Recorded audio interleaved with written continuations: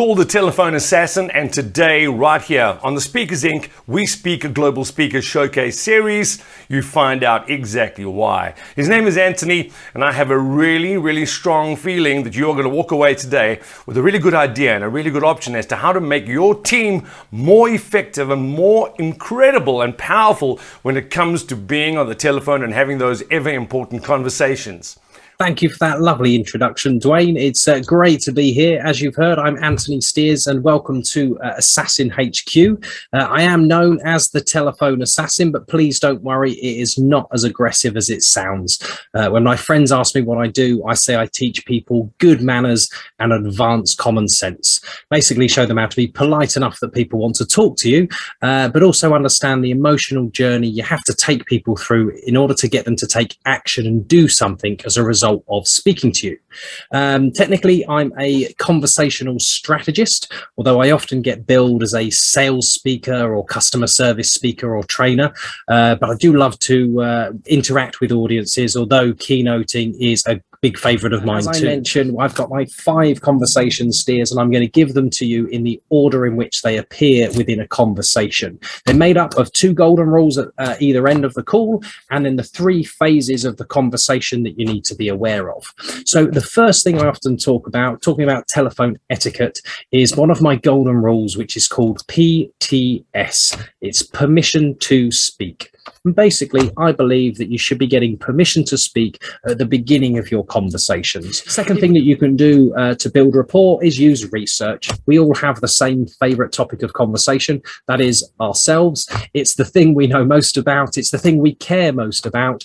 And the more information you have about people, the easier it is to get them to like you and to flatter them. It really works wonders no matter what age, what sex the person is that you're speaking to.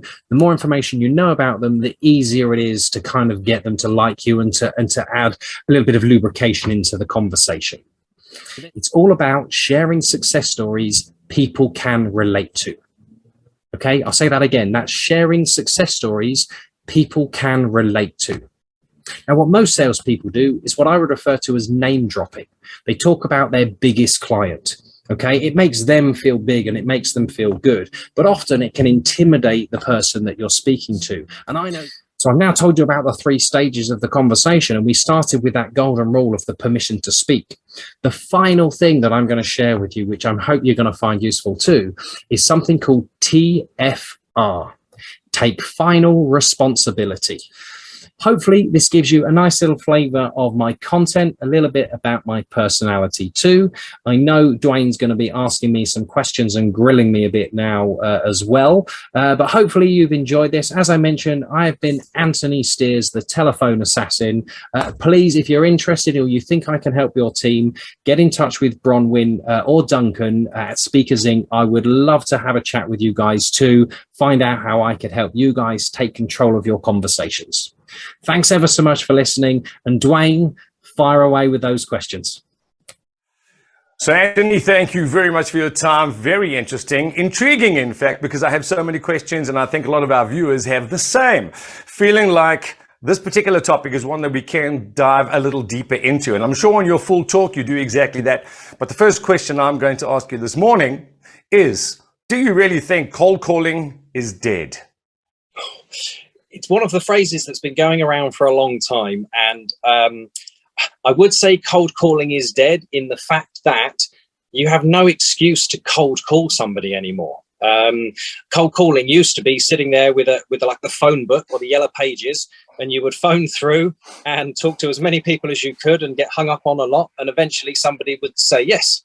And that was kind of sort of how it worked. Now, you obviously go into certain institutions, certain companies, and certain situations and give them advice on what to do in a cold calling, in a prospective type of environment.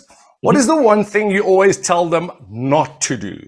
There's got to be one particular thing where you said, whatever you do, don't do this. Okay, so if you're basically with an outbound conversation or an outbound call, particularly a prospecting call, you have to be careful. I talked about that, people reading scripts.